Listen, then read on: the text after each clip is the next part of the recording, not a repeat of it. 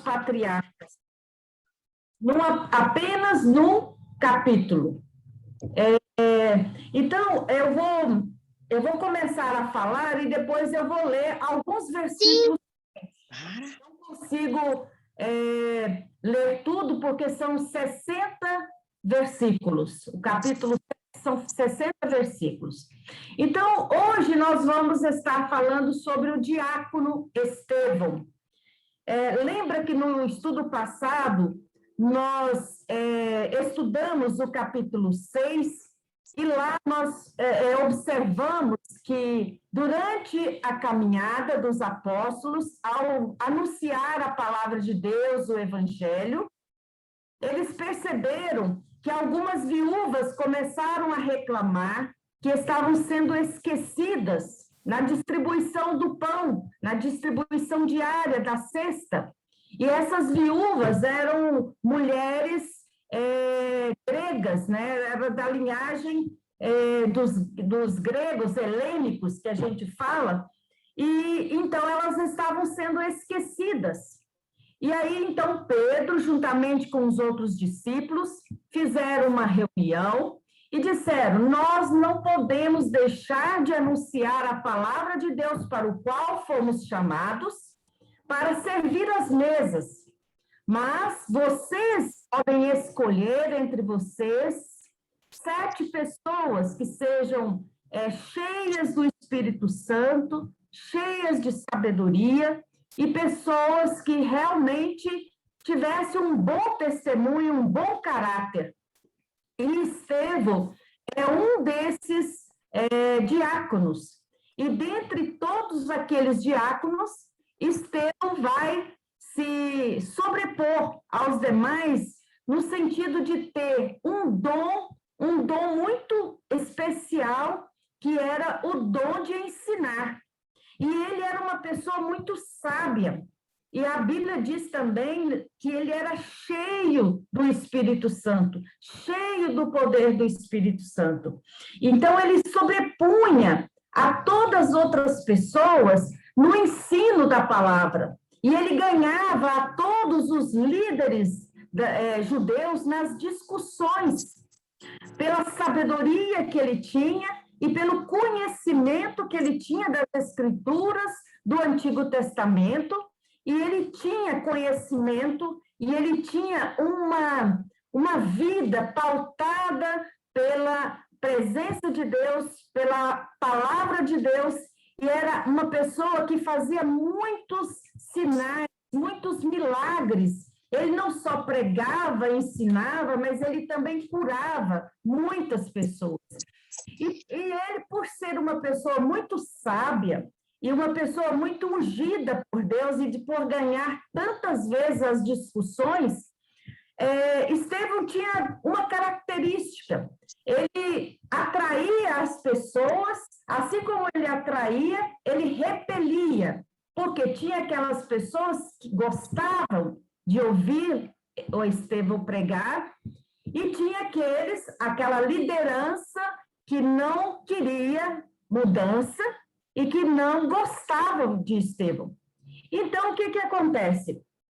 Esses perdedores nas discussões, eles então arrumaram homens maldosos para caluniar Estevão, para dizer que Estevão havia blasfemado contra o templo e contra o Espírito Santo. Ele era uma pessoa que tinha blasfemado contra o templo e contra as leis de Moisés, e que foi acusado de falar contra as leis de Moisés. É claro que isso não é verdade, e vocês lembram, né, que em pouco tempo isso acontece a segunda vez. Quem é que foi acusado injustamente também dessa forma? Vocês lembram? O próprio Filho de Deus, Jesus, né? Ele foi acusado também injustamente e foi condenado, crucificado e morto por pessoas que caluniaram. E é interessante que Estevão também sofre de calúnias, né? Com pessoas falsas que fazem calúnias contra ele e que não perdem a oportunidade de acusar Estevão e querer fazer com que Estevão pudesse ali ser morto ou ser condenado. Então, quando o sumo sacerdote faz agora uma pergunta para Estevão, ele então chama Estevão e pede para que ele se defenda das acusações que ele estava sendo acusado, né, daquelas acusações. Então, olha só, ao invés de Estevão falar sobre ele então fez uma retrospectiva histórica do Antigo Testamento. Ele faz uma pregação contando para esse povo que devia saber da frente para trás e de trás para frente a história dos patriarcas. E Estevão começa justamente com quem? Com o grande patriarca Abraão. Ele começa com o chamado de Deus a Abraão, que foi, e em Abraão, Estevão destaca a obediência ao chamado de Deus de sair para uma terra, um lugar que ele não sabia onde Deus iria mostrar. E quando Deus nos chama, ele não nos fala o que vai acontecer no decorrer da caminhada, no percurso da caminhada. Quando ele nos chama, ele nos convida a partir confiando nas promessas dele. E Abraão, então, saiu e ele foi seguro apenas na promessa de que Deus iria junto com ele. É interessante que a gente, às vezes, quando vai pegar o carro, né, lá em São Paulo, quando o Klaus está em São Paulo, eu estou aqui em Uberlândia, e quando a gente está em Ferraz e que a gente pega o carro para ir para São Paulo e nós temos que pegar a Radial Leste, que é geralmente muito cheia de carro, então a gente sempre coloca no Waze. E o Waze vai nos indicando os caminhos, né? Onde tem mais tumulto, onde tem aquela faixa vermelha que o trânsito está carregado, né? Então, ele vai nos dando alternativas para a gente sair, fazer desvio, pegar outro caminho, né? Só que, naquela época, não tinha nada disso, não tinha GPS, não tinha Waze, né? Às vezes, nós ainda hoje somos pessoas que queremos saber de tudo. Quando alguém nos chama para uma tarefa ou para fazer alguma coisa, a gente quer saber do início ao fim aquilo que vai acontecer. E o interessante aqui é que Abraão, ele parte, ele sai do meio da sua família, do meio dos seus parentes, e foi confiando apenas na promessa de Deus, fez isso em obediência. E isso é algo que a gente precisa aprender, que também deve ser a nossa resposta, que é confiar e obedecer a palavra de Deus, assim como Abraão fez. Mas uma outra qualidade de Abraão que eu gostaria de destacar, que Estevão fala, é que Abraão era um homem de fé. Era um homem que ele não sabia para onde ele se dirigia, mas ele cria na direção de Deus. Ele confiava na direção de Deus, de que Deus tinha algo melhor para ele. Embora não tivesse filhos, quando humanamente também falando seria impossível, quando ele já estava velho, ele creu na promessa de Deus de que a partir dele seria também feita uma grande nação. E que aquela promessa acompanhou Abraão. E ele teve essa confiança, essa fé, mesmo quando ele não tinha filhos nenhum, e já em idade avançada, tanto ele quanto Sara. Mas ele também, além de crer na promessa de Deus, Abraão tinha esperança.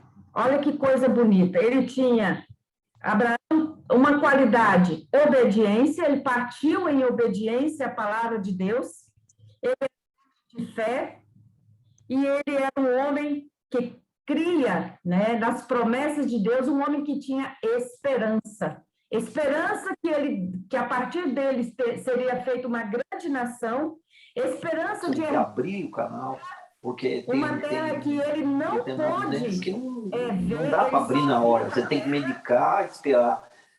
Ô, Simone, fechou o microfone. Ele tinha esperança também de que a sua descendência iria herdar a terra que Deus estava prometendo. Olha que algo bonito. Obediência, fé e esperança. E a outra figura do Antigo Testamento que Estevão resgata é a figura de José. Eu acho que a maioria de nós aqui, que somos pessoas da igreja, a gente conhece um pouco a história dos patriarcas.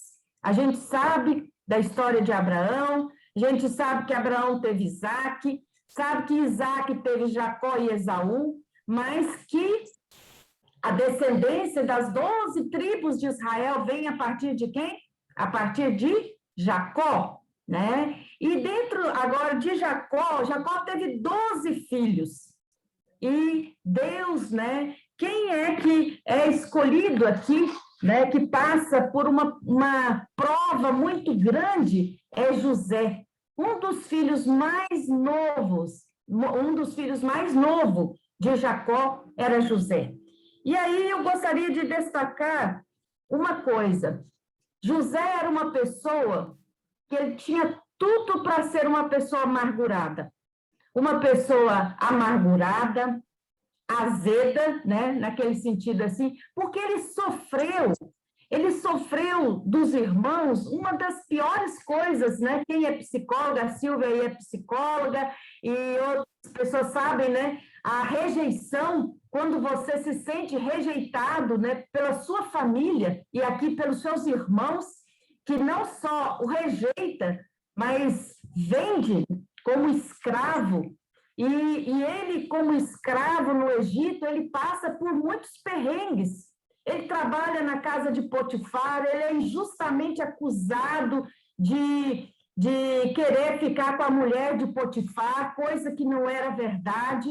Depois ele é jogado na prisão, ele é esquecido lá na prisão, mas em todos os lugares que ele estava, tudo que ele fazia com o máximo de como é que fala? A pessoa que faz o melhor, né? Ele dava o melhor que ele podia fazer nas pequenas... Como, Cláudio? Dedicação. Ele era extremamente dedicado, tanto como escravo, lá na casa de Potifar, onde Potifar ele vai ser bem sucedido pela administração de José, dos seus bens. Depois ele vai para a prisão, ele interpreta os sonhos, tanto do padeiro quanto do copeiro, e diz assim, olha, lembra de mim quando você estiver servindo o rei lá no palácio. O copeiro lembrou? Lembrou nada, esqueceu, né? Só lembrou depois de muitos anos, quando o faraó teve aquele sonho que ninguém conseguia interpretar. Aí sim, o copeiro lembrou do José. Mas Deus jamais esquece os seus. E mesmo nas dificuldades, é como que ele é purificado no fogo, né, que vai sendo lapidado, tirando aquelas arestas para tornar algo ainda melhor e bonito e mais valioso. José foi sendo preparado, mesmo no meio das dificuldades. Ele é preparado para a tarefa de ser depois o primeiro-ministro de Faraó e vai dirigir todo o Egito durante o tempo da fartura, dos 7 anos de fartura, e depois durante os 7 anos de escassez, de miséria, de fome em toda a terra. E agora, José, de repente, agora tem a chance de dar um troco nos irmãos quando esses vão até o Egito comprar comida. E o que José faz? Ele ajuda os irmãos. E quem quer ler essa história se encontra em Gênesis, né? Uma história muito bonita, até que ele consegue levar toda a família dele para o Egito, e ele sustenta o seu pai e seus irmãos durante os anos de fome, durante os anos de escassez, com comida e com o melhor da terra. E quando o pai de José morre, Jacó, os irmãos ficaram com medo. Agora sim, agora José tem a chance de nos tratar com maldade, de nos fazer, agora nos julgar pelo aquilo que nós fizemos. E eles foram todos falar com José. E agora que o nosso pai é morto, e como é que José vai agora tratar eles da agora para frente? E José responde de uma forma muito bonita, dizendo assim: olha, vós, na verdade, intentaste o mal contra mim, porém Deus o tornou em bem. Então José foi um homem para quem o aparente desastre se converteu em triunfo. Deus lhe deu duas qualidades assim, memoráveis. José tinha duas qualidades muito importantes: graça e sabedoria. Ele soube tratar os irmãos com graça.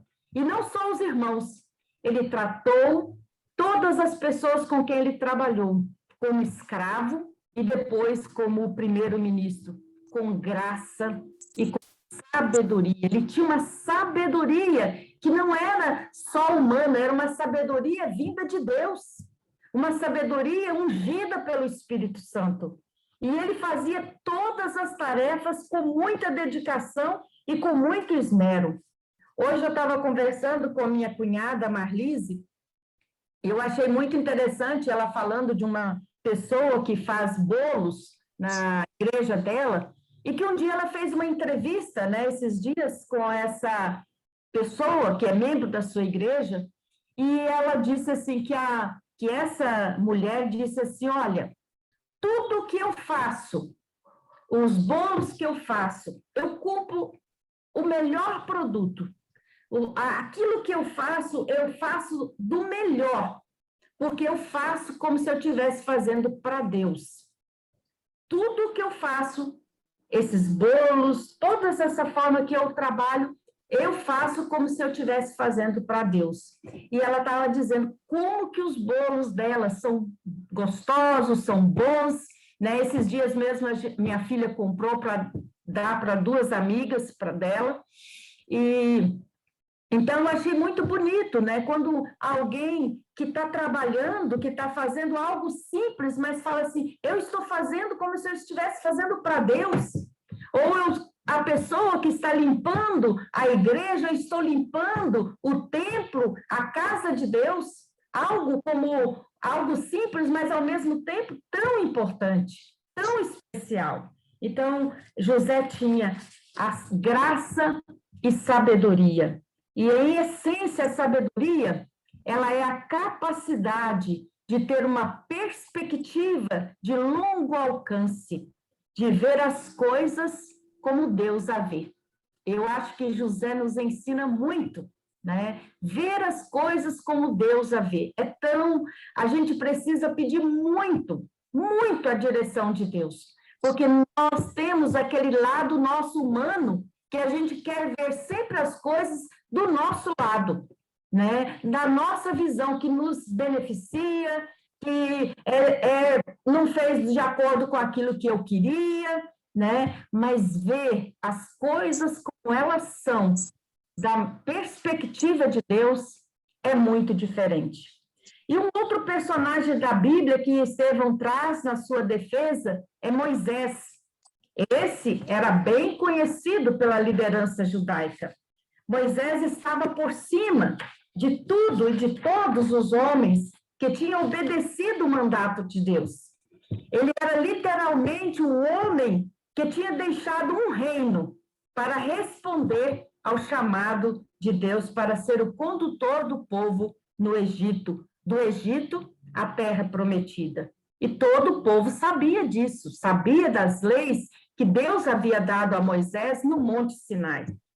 Mas eu achei interessante, ao preparar esse estudo, eu li uma interpretação de um historiador que chama, muito importante, um historiador judeu chamado Joséfo. Ele é um historiador judeu e ele conta-nos mais do que isso. Segundo ele, Moisés era um menino tão bonito que quando a ama, né, a empregada, o levava em seus braços pelas ruas, as pessoas paravam para vê-lo. Era um menino tão brilhante que ganhava a todos em velocidade e afã com que estudava.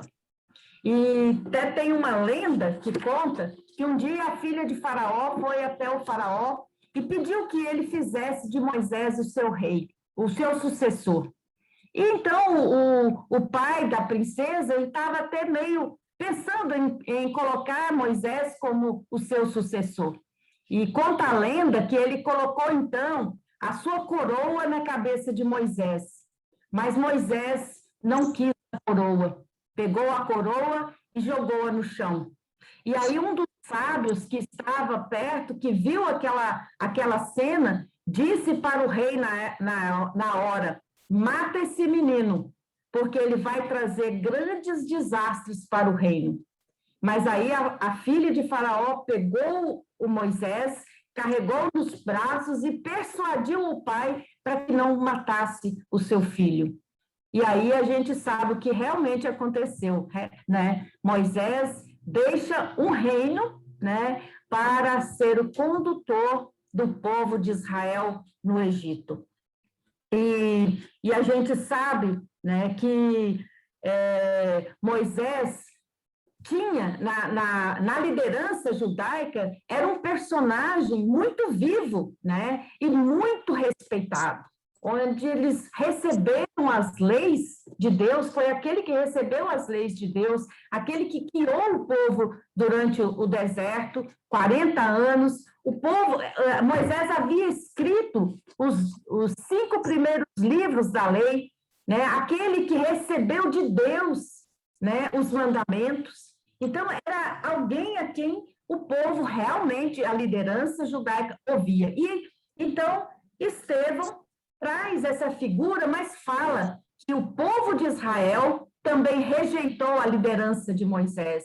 Quantas vezes, né? Enquanto Moisés demorou no Monte Sinai, o que aconteceu? Eles fizeram um bezerro de ouro, né? Então, mostrando como que o povo, no presente e no passado, se distanciou da presença de Deus. E cada vez que se distancia da presença de Deus, a mão de Deus também pesa sobre esse povo, onde toda uma geração pereceu no deserto, porque foi uma geração perversa que viu de perto a ação de Deus na vida deles, mas pecaram, rejeitaram muitas e muitas vezes a Deus como seu Senhor e Salvador. E por último, Estevão lembra também o rei Davi, né? Davi é outro que era um rei segundo o coração de Deus. E que ele, então, pediu licença para construir um templo. E Deus disse a Davi que ele não poderia construir o templo porque ele era um homem de muitas guerras e de muito sangue na sua mão. E quem veio construir o templo foi Salomão, seu filho. E, por último, Estevão traz a figura, né, dos profetas e também do próprio Jesus, né, que também veio e que também foi traído, morto, crucificado, e que a própria liderança que hoje estava acusando ele de falsas, que estava levantando falso testemunho contra ele, foi a mesma pessoa que também levantou falsos testemunhos contra Jesus e que o acusou e que o condenou à morte. Então, Estevão acusa esse povo de teimosia e de dureza de coração. Eu vou ler apenas os versículos 48 até os versículos 53.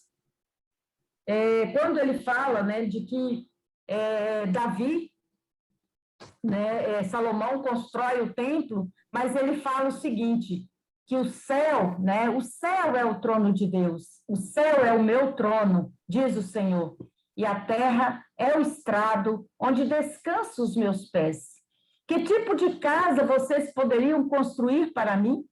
Como conseguiria construir um lugar onde eu pudesse morar? Por acaso, não fui eu quem fiz todas as coisas? Olha só, é isso que Estevão está dizendo, está mostrando que eles estavam acusando de que Estevão tinha falado contra o templo. Eles estavam idolatrando mais o templo do que o próprio Deus. E aqui Estevão coloca, né, que quando Salomão constrói o templo, ele fala que tipo de casa, né, eu poderia construir para Deus.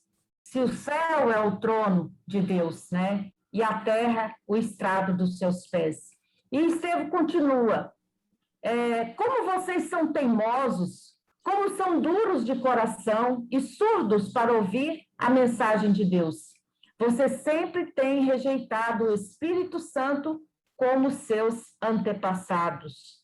Rejeitaram. Qual foi o profeta que os antepassados de vocês não perseguiram?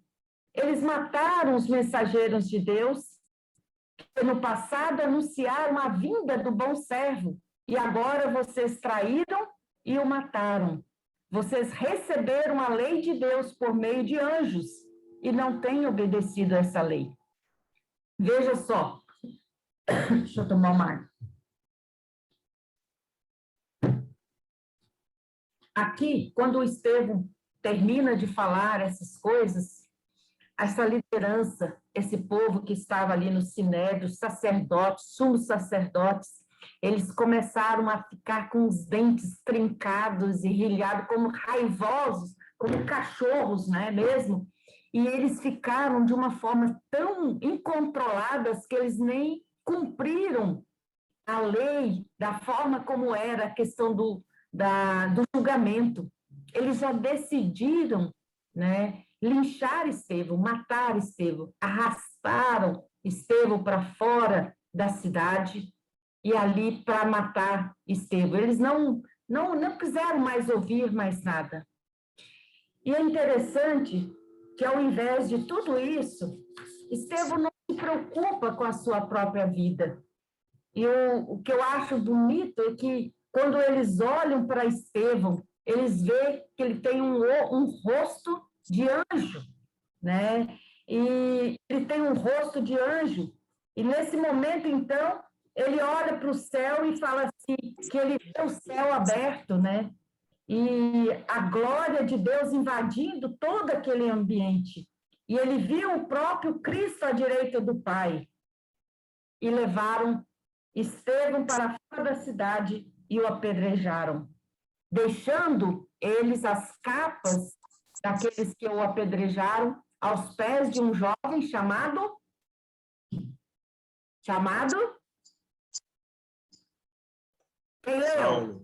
Saulo. E aí, da agora para frente, nós vamos ter outra parte, né, de Atos que a gente vai continuar seguindo, que agora vai ter uma outra parte, que é a partir de Saulo, que vira Paulo, o apóstolo Paulo. Vejam só, Estevão não procurou defender a sua própria vida.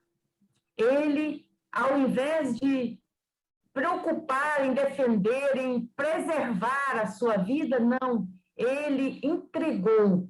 Ele quis, como última mensagem, chamar o povo à obediência, a olhar para o passado, como eles haviam errado, como muitas vezes eles rejeitaram a liderança, né, dos profetas, de Moisés, do próprio Filho de Deus que veio, e agora mostrando que eles tinham a oportunidade de se arrependerem, de fazer diferente, de olhar para si e mudar de atitude. E ele fala sobre o destino de cada um dos mensageiros de Deus. E ele deixa claro que nada ainda havia mudado, tanto no passado quanto no presente. Parecia que as pessoas não aprendiam nunca com a história. A gente, às vezes, olha hoje para a nossa história e a gente vê tanta coisa que se repete e a gente fala assim, mas que povo burro, né? Por que que a gente não aprende com os erros do passado e a gente sempre repete, né? Os erros, novamente, coisas que a gente já devia ter aprendido. Mas o que eu acho muito interessante é que Estevão não se preocupa em preservar a sua própria vida, mas ele vê, né? Ele está tão cheio do Espírito Santo que ele olha para o céu e ele vê Jesus em pé. Jesus não estava sentado à direita de Deus Pai. Jesus estava em pé e como se ele tivesse com a mão dizendo assim, vem, Estevão, eu estou te esperando. Vem, pode vir. E Estevão entrega a sua vida. E, olha, se vocês... Eu chego a arrepiar. Quando, se vocês olharem para esse texto, finalzinho, vocês vão encontrar a mesma coisa que Jesus faz, que é olhar para os seus agressores e dizer, Pai, né, que Jesus diz, perdoa, porque eles não sabem o que fazem. E Estevão também foi capaz de virar para aqueles e dizer, Senhor, ele ajoelhou e gritou com voz bem forte, Senhor, não condenes esta gente por causa deste pecado. E depois disso, ele morreu. Mas antes, ele fala a mesma coisa que Jesus falou. Senhor Jesus, recebe o meu espírito. Lembra disso? Que Jesus fala com o Pai, né? Tudo está consumado, né? Como se ele entregasse. Eu acho que foi o diácono, o discípulo, que teve o ministério mais curto. A gente só encontra Estevão no capítulo 6 e 7. E depois o Saulo, que vai referir-se a Estevão, que ele participou da morte dele. Ele viu como Estevão foi condenado. Mas ele deixa uma grande lição, uma lição de entrega, de fazer a vontade de Deus até a última consequência. Porque ele sabia que perdendo a sua vida na terra, ele teria uma vida eterna no céu com Jesus. E ele já antecipou, já viu esse Jesus em pé, esperando ele, né, para que ele pudesse ir com ele. Eu gostaria de abrir um pouquinho para a gente, se alguém quiser falar, o que nós podemos aprender com o texto de hoje. Eu sei que eu falei durante um bom tempo, porque é um texto muito longo, são 60 versículos, né? Então, é bastante longo, mas eu queria trazer essa retrospectiva, porque eu sei que nem todos, às vezes, leram esse texto.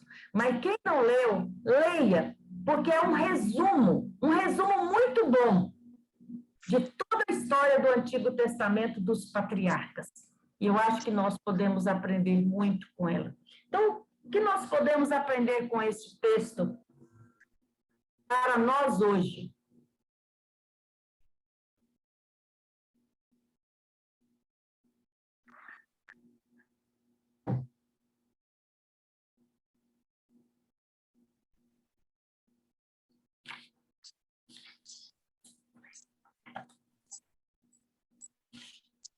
Ninguém quer falar?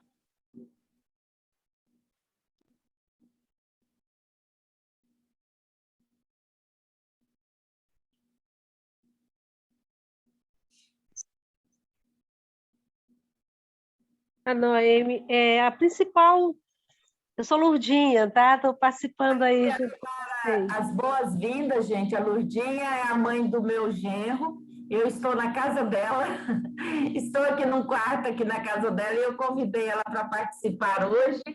E, então, ela é Maria de Lourdes, e a gente chama sempre de Lurdinha. Seja bem-vinda, Lurdinha, ao nosso grupo. Obrigada. É um prazer enorme estar aqui com vocês, né? Participando de mais esse aprendizado, né? E relembrando realmente as lições da palavra de Deus.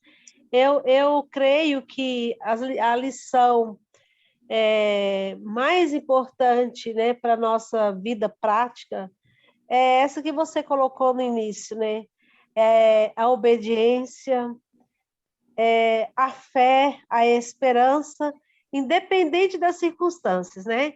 Hoje estamos passando, né? Nós todos cristãos, independente de ser cristãos ou não, estamos passando por muitos desafios, né? Momentos difíceis, todo mundo está passando, né? Por adversidades, na nossa vida particular também, a gente passa, e independente de qualquer circunstância, o importante é que nós, como filhos de Deus, continuemos, né, com esperança, com fé, porque nós sabemos ao Deus que nós servimos, do poder que Ele tem, de que é Ele que está conosco em todo tempo, né? Como Ele esteve com Estevão, Ele esteve com José, Ele esteve com Abraão. A fé de Abraão é uma coisa assim, é um exemplo de vida que quem dera nós tivéssemos como ele, aquela fé, aquela esperança, né? E a obediência de ir aonde o Senhor mandar. Então, temos que aprender muito, né, com essa palavra tão maravilhosa de seguir esses ensinamentos, né, que a palavra nos deixa para toda a nossa vida, né, em qualquer momento que nós estivermos. O que precisamos de preservar é a nossa fé, a nossa esperança e obedecer a Deus e falar dos feitos do Senhor para todos aqueles que estiverem ao nosso lado, em todo lugar que nós estivermos. Então, é isso, né? Essa lição maravilhosa. Obrigada, Lourdinha. Eu quero também acolher, né, a dona Nazaré, né, dona Nazaré lá do projeto também, lá de Ferraz, de Vasconcelos. Obrigada pela presença, dona Nazaré. E a Sandra Brown, acho que é a primeira vez que ela também está participando, né? Quero também acolher e dizer que todas vocês são bem-vindas, né? E não sei se tem mais alguém que é a primeira vez, eu acho que não, né? Acho que os demais são pessoas que já participam. Mas, Sandra, seja bem-vinda também ao nosso meio, ao nosso grupo. E todas as quintas nós estamos aqui estudando a palavra de Deus e nós estamos agora estudando o livro de Atos, né? Atos dos Apóstolos, mas nós falamos, né, que são atos do Espírito Santo, porque todo o decorrer do livro nós vemos, né, a presença e a atuação do Espírito Santo nas pessoas que também estão ali registradas no trabalho, na missão. Mais alguém, gente, gostaria de falar? E assim... A Simone está tentando falar, mas eu não sei o que está acontecendo, que ela disse, me escreveu no particular aqui que não está conseguindo, mas ela ia sair e voltar. Vamos ver. Uhum. Eu queria colocar aqui, assim, né, pelo que, apesar da gente estar falando sobre Estevão, né, o que a gente aprende com ele é essa referência que a gente tem que ter com os nossos antepassados aí, né, os patriarcas que construíram, né, esse legado para a gente, que a gente pode hoje se apoiar em tudo que eles foram, né, e eram homens também como nós, numa época totalmente diferente do que a gente vive, nos tempos que, se a gente começa a analisar o tempo que eles viviam, as coisas que eles viviam, como era diferente, e se eles conseguiram, né, superar tudo e ser uma referência para nós hoje, a gente também, né, cheia do Espírito Santo que habita em nós também temos que tentar deixar um legado e ser referência para as pessoas, né, no futuro, que a gente possa, né, também tentar ser uma referência, buscando esse respaldo e esse apoio nesses nossos antepassados aí, que tiveram fé e que foram perseverantes e que nós possamos se espelhar nisso e aprender e exercer, né? Essa questão da fé, da perseverança, da determinação, né? Do esmero nas coisas que a gente faz, como você falou da pessoa aí que faz os bolos, né? Eu acredito que José fazia com a mesma intenção no coração, né? Que era assim, que ele fazia para Deus, por isso que ele sempre se sobressaía, porque ele acabava sendo uma coisa meio que natural para ele, né? E é como é para essa senhora, ela faz como se fosse para Deus, e aí tudo que a gente faz sendo para Deus acaba sendo excelente, acaba saindo porque Deus nos capacita e nos honra e acaba sendo, né, aperfeiçoado. Então, que a gente possa estar buscando essas referências nos nossos antepassados e tentar executar o que eles executaram, que hoje eu acredito que a nossa vida é um pouco mais fácil do que a era deles, né? E se eles venceram, a gente também consegue fazer também. É isso.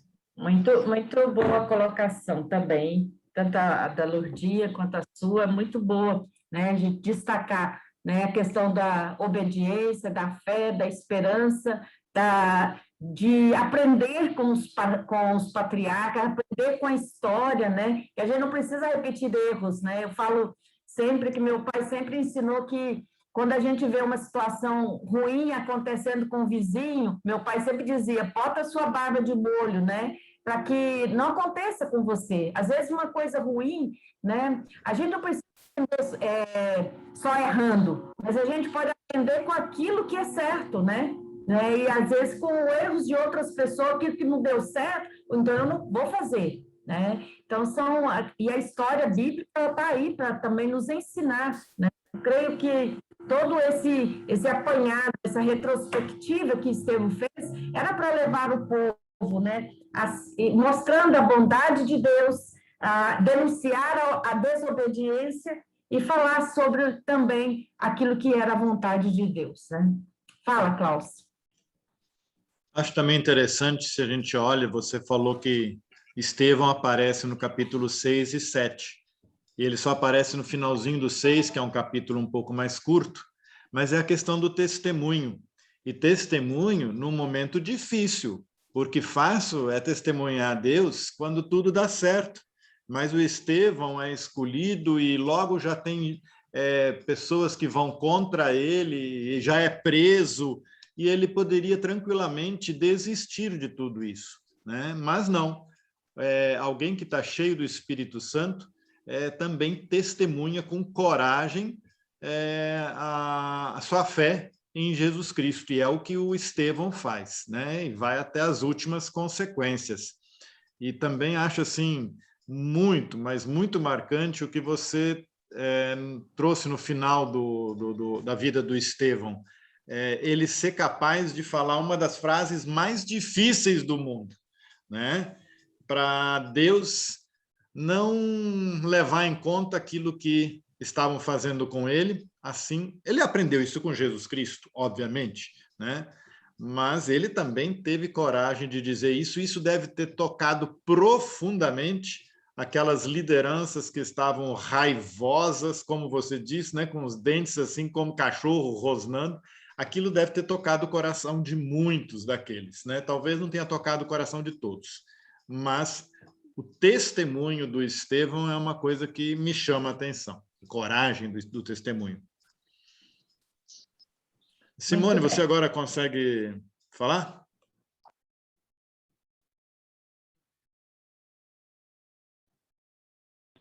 No caso aí, completando o que o pastor Klaus comentou, o perdão, né, que Estevão concedeu. Então, isso é uma ação que nós temos que aprender, porque é muito difícil perdoar também, né? E baseado no que ele fez, ele perdoou. E a gente tem que aprender isso também.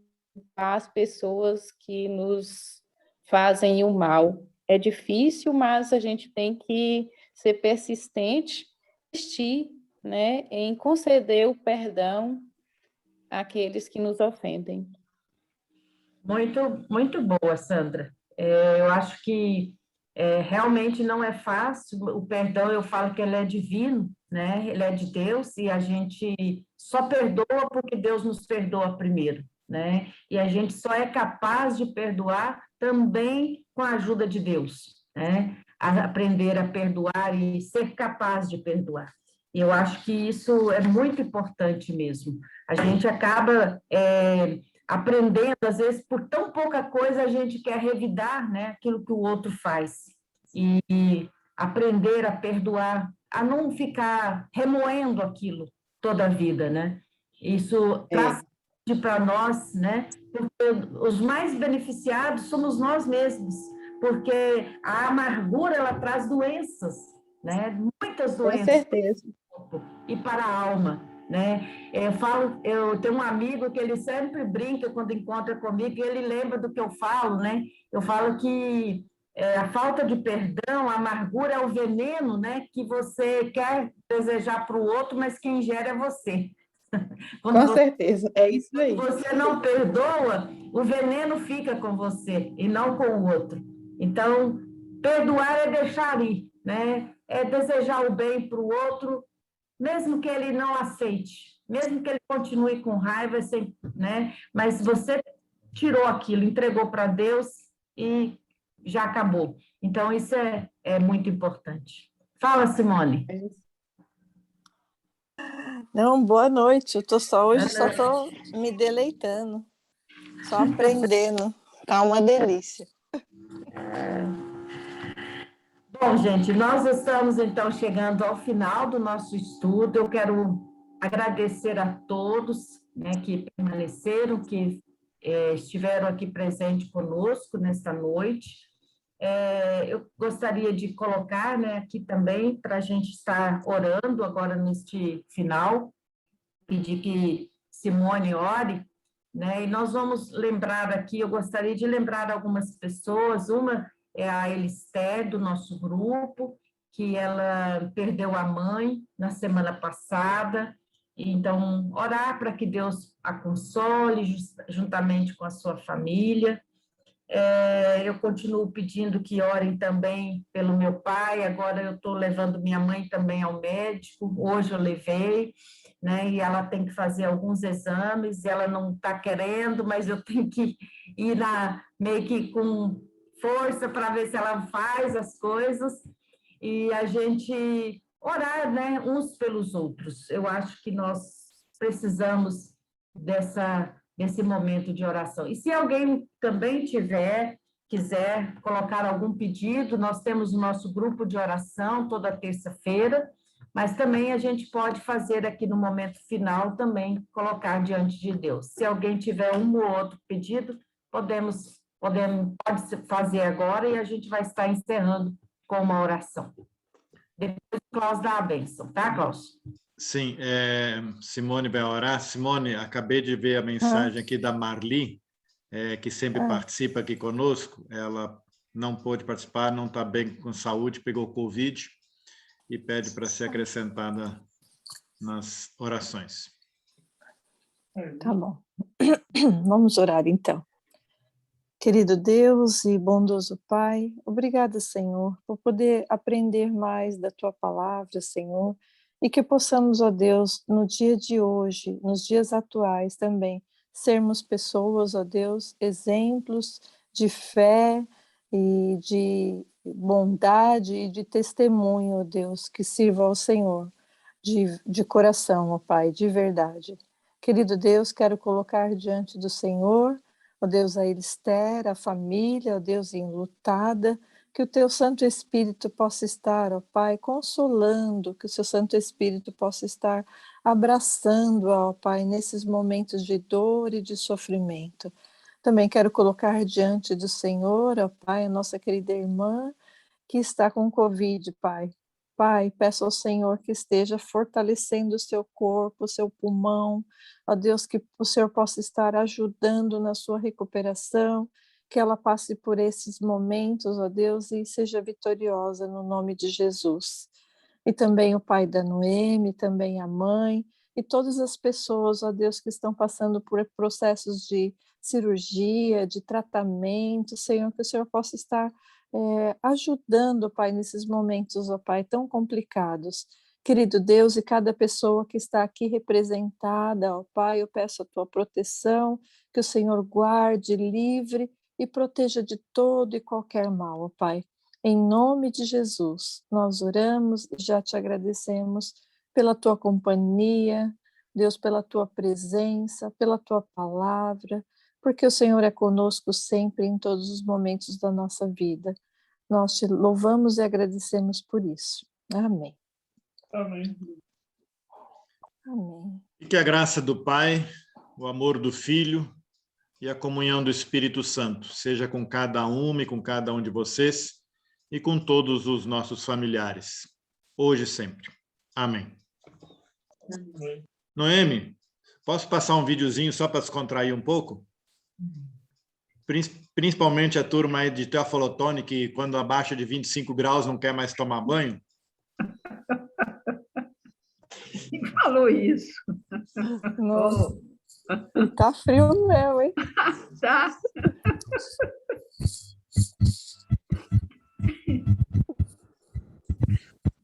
Turma de Teoflotone, aprenda que não faz frio que não dê para tomar banho.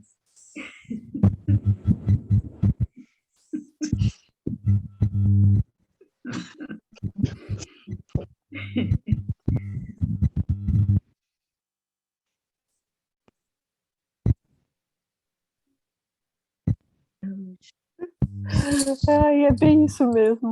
Ai, meu Deus.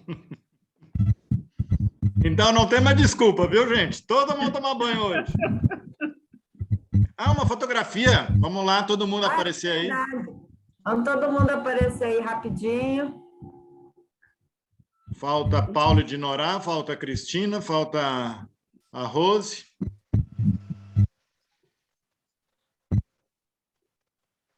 Paulo de Norá, Rose, Dole A uma. Josi tá com frio, hein? A Josi Noemi, tá com você frio. viu que a Josi está lá no Polo Norte, né?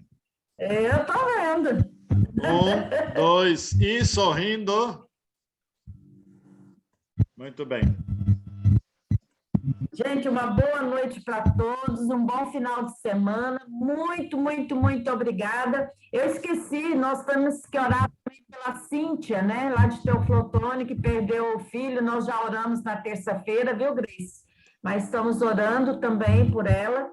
Mas vamos continuar em nossas orações também pela vida da Cíntia. Grande abraço aí para todos. Eu estou gostando que está chegando mais gente de Teoflotone. Tá muito bom. Isso, muito legal. Boa noite. Boa noite. Boa noite. Ó, Cristina!